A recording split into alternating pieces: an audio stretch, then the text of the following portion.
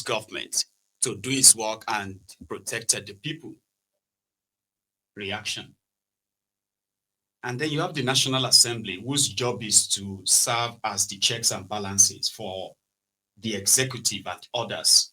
Call them to order and bring them to, to book, to come and give account of what they are doing. A country in turmoil like this, that many of them have openly said Nigeria is at war.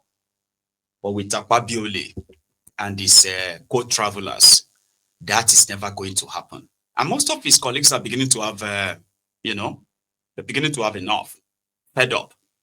So one of them is Danjuma Goje. So Danjuma Goje had a spat with AKPABIO this afternoon. And it borders on the rude way he's been treating his colleagues, especially those who wanted to pretty much like air their own displeasure on a lot of the business of the Senate and as well as the country. But AKPABIO won't want him to. You know the way they usually do, they will turn off the microphone and all of that, but that went rowdy very fast. I can say from 0 to maybe 100. Watch this. You should have done this thing outside. There should always be a meeting outside. When we come to parliament, we do parliamentary business. And I believe what we are doing here, everything is a standstill now. We are not doing parliamentary business. Your point of order is noted. What? Your point of order is noted. Not sustained. No, then they should leave. They should leave there and then we move on. I'm calling on us to move on based on this order. Or go inside and talk. Or we'll go on recess. We'll go out and give you. When you are ready, we'll come back and meet you. Can I answer? Can I answer? Everybody that you see here was invited by the chair. So, for a brief discussion, in continuation of today's sitting, and in line with the order you have just read, whether or not we should proceed in view of a very urgent assignment at the villa by 1 o'clock. And please approach the chair so you can be part of it. I don't want to be part of it. I'm opposed to this one now. No, come. It's unparliamentary. It's unparliamentary. It's wrong. It's wrong. So I will not approach it here.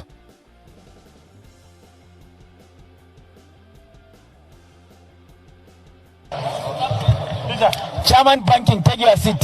Chairman Banking. Chairman Power, take your seat.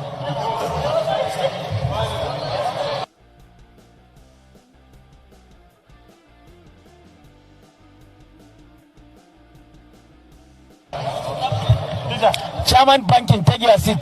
Chairman Banking.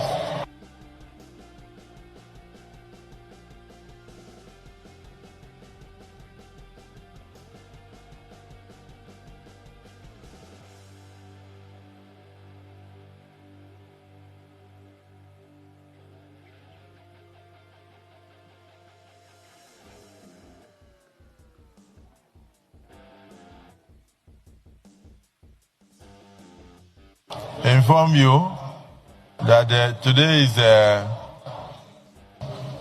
Armed Forces Emblem Launch, which should take place about now at the Presidential Villa. So let me quickly mention that the Committee on Selection met, and the new chairman of the Senate Committee on Livestock and Animal Husbandry. Nuisance Lele. Nuisance Lele. So it was like, if you can't handle the business of the day, if you can handle it, if you want to go and attend a program in the villa, then step down, let somebody else take over. We are discussing the business here. It is wrong for you to postpone the business of the Senate simply because you want to go and attend. And it was like, no, we are inviting, everybody is invited, you can join us. And it was like, no, I don't want to. Everybody should go and sit down. Let's finish what we are doing. Why did everybody approach you? And you're asking me to approach you to know. So they turned off his microphone. That is the business. The AKPABIO Senate's business is TINUBU's business is AKPABIO Senate's business. So sometimes you take a look at those who are supposed to be opposition there, right? But they are mostly, right, seen and never to be heard. And sometimes they even like weigh down hard on them if they feel like they are too vocal against whatever TINUBU is asking for and all that.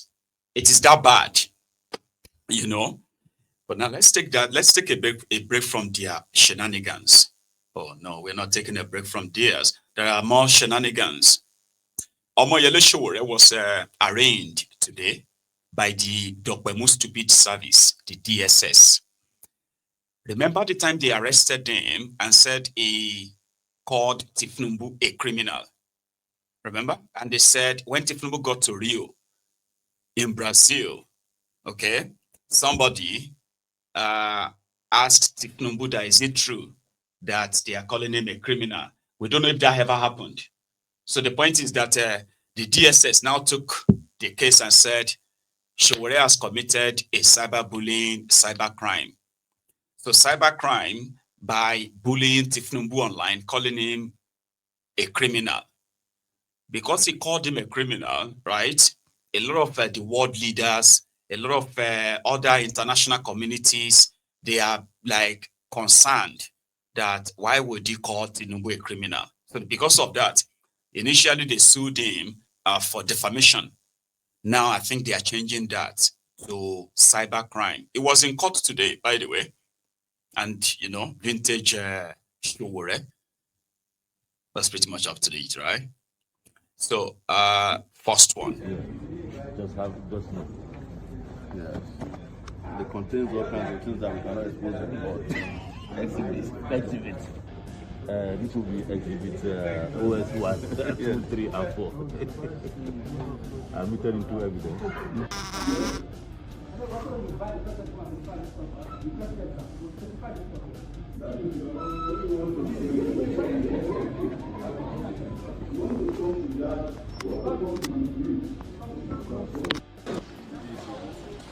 Let me restate again. Your resources to punish all these innocent boys when you have big criminals and you can't do anything about it. You have guys on TikTok collecting ransom. You can't touch them. Wearing police uniform to negotiation. Yes, and you are punishing people who are using their TikTok and their Facebook pages to carry out fundamental rights that they deserve. I'm ashamed of the IG, the illegal IG, for using police resources to punish innocent people while you leave the big criminals unattended to. Of course. And as long as you keep coming to court, I'm going to be disgracing you people. Yes. I'm ashamed of this. Assistant Commissioner of Police was used uniform was won to a negotiation for bandits. And nothing was done to him. I'll come and see the FCID, PIG, and tell him how disappointed I am that he keeps using this. You can't do it. Yes.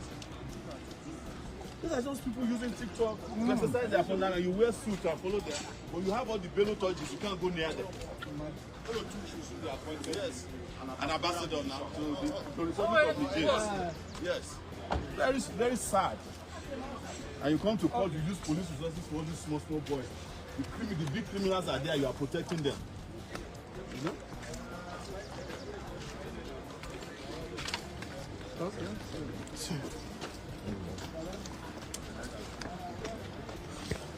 Very ashamed of Nigeria police. Very ashamed of the DSS.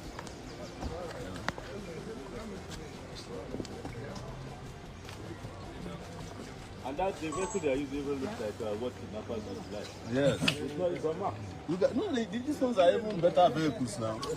They don't provide vehicles for their people who are doing serious, who are supposed to do serious work. But they will use Sienna.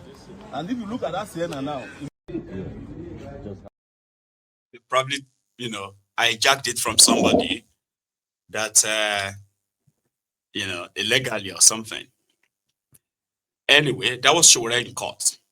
And of course, he also used the occasion, right, to add this. What did we predict to you? That they will do that? But I also predicted that it will be the greatest mistake of their life.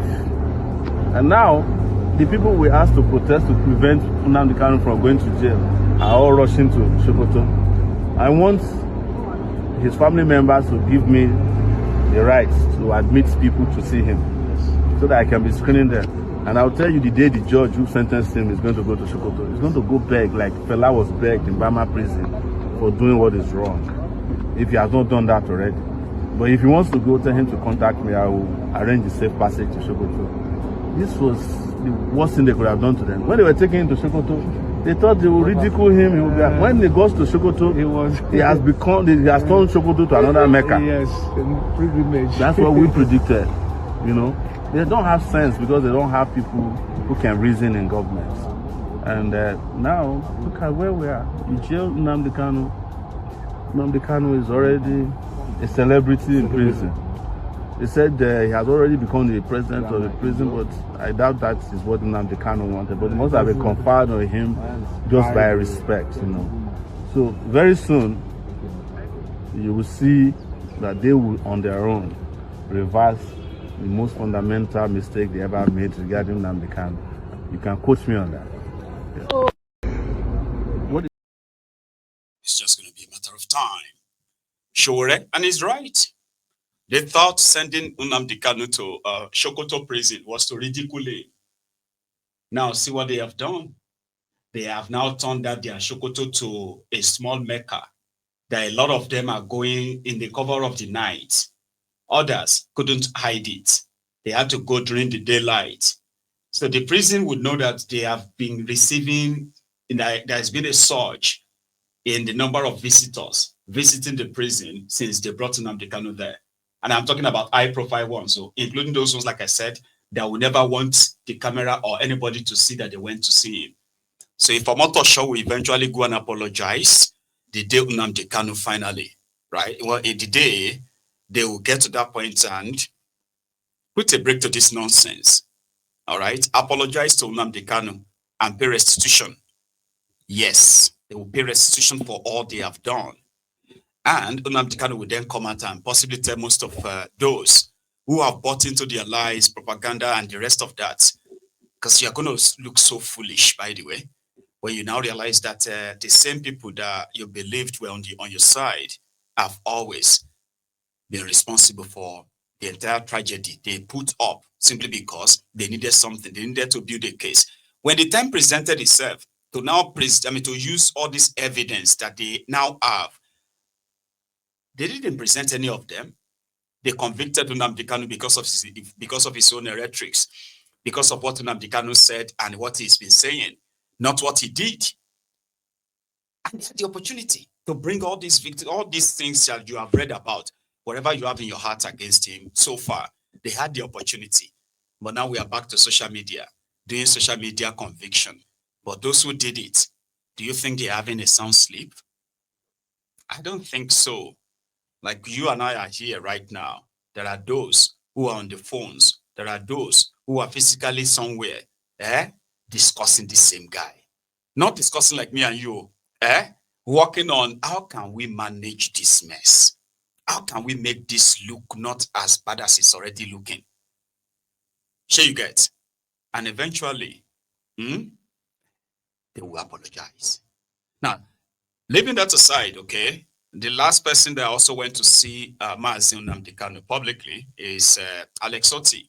I don't think we'll have enough time to hear what is broadcasted to the people of Abia State was all about tonight. But if you will permit me, right, we can take it further and I'll let you hear that. But before we call it a night or otherwise, let me take you to Osun State. Now, you see, in Osun State, their governor, the dancer, the Jackson, right? Adeleke is currently going for second term, but because of the crisis in this PDP and all that, right? He's not so sure that his second term dream won't die if it leads to any legal wahala that his own nomination is possibly like, cancelled or something. Or invalidated, that's the right word, invalidated. So He resigned from PDP yesterday, but nobody knows where he is currently going or what party is currently going to. So, like others, he is expected to also leave with these other PDP government functionaries, like the House of Assembly, National Assembly, who are PDP members, and move them to wherever he's going to. But that's not what happened in Osun. So before today, they already planned to have the PDP governorship primary, and there were contenders. One of them is the alleged killer of Chief Bola Ige. Remember his name, Prayo. Oh, he's a big man now, by the way. The guy that was arrested, and Omishore was also arrested. While in prison, Omishore was elected senator or Osun. You know the whole story. So Prayo has moved on to become big politician in PDP. So he's the other guy in PDP wants to be governor in Osun, and then Governor Adeleke. So when Governor Adeleke resigned from PDP, meaning he is no longer participating in the governorship primaries, that should be very clear, right? But his own lieutenants, like the speaker and others, felt like, no, they are still PDP members, and they will choose another time for their PDP primaries. But how does that work? So today, some people were apprehended by the same Adeleke loyalist. They were accused of being sent from Ibadan by Solo Makinde Ibadan. You know, Seyi Makinde wants to be president as well in PDP, presidential candidate of PDP, right? So it is believed that Adeleke is not really in bed with that somehow. However, for Seyi Makinde to also maintain his own, maybe his own political, kind of like spread his own political tentacle, right? He sent some delegates. It shouldn't be there ordinarily, but there were some men arrested, apprehended by the speaker or the loyalist of Adeleke, still in PDP. They were accused of being sent by Seyi Makinde to come and disrupt governorship or to come and conduct governorship primaries when there is no governorship primaries election. What's going on? I have a copy. Just sit back. All right. Oh, hang on. I wanted to show you this. So the resignation letter. Adeleke resigned from PDP. That's the one on the left. The flyer for their governorship primaries is the one in the middle. The man on the right is Prayo. His name is Adebayo Olugbenga Adedamola Prayo. So the one accused of killing Bola Ige. So since Adeleke has resigned, that means he's no longer qualified to contest for So what then happened was that what do you call it? Prayo is automatically the winner. But you see, those who are from Osun State, let me tell you this, especially those of them who have invested in the politics of Osun State, whether home or abroad, they will tell you that that's not the whole story. I know all of you have your stories about what happened there, but this is what is actually clear. I don't want the story that made Adeleke not to stay in PDP. I may have an idea. You may have a better one. That's fine. And then the governorship primary that was scheduled even before Adeleke left the party. Maybe another group organized that. I don't know. No. So the point here is this. Adeleke is no longer in PDP. So obviously, you know, but you may argue that, but what about his supporters? His supporters are still in PDP, so they can choose another person. But they didn't choose another person. Anyway, this from the scene where they were supposed to be having the governorship primaries, which later turned to something else. I don't have the conclusion, but I do have this. This